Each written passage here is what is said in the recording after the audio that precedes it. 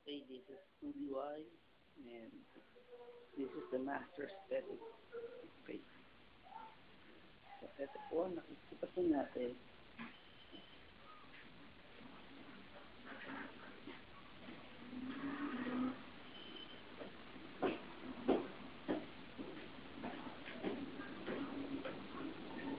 Where are you? Where are you? So, pwede ka palang humiga dito. Please do not sit.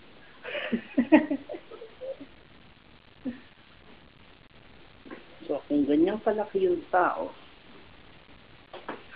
talagang spacious siya.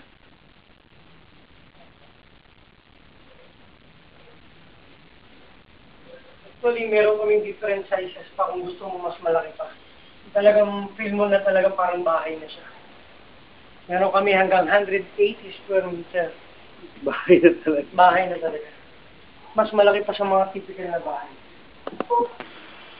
Okay. So, this is the other room. So, Second room.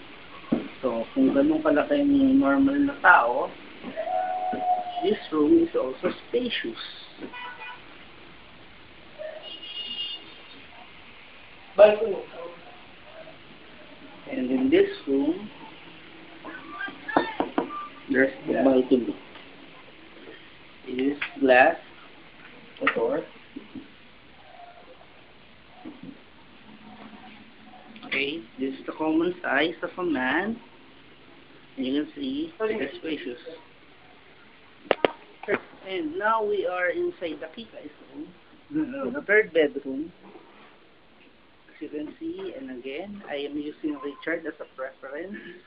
So he's that high. Standard yung size natin. So, ano ba height mo?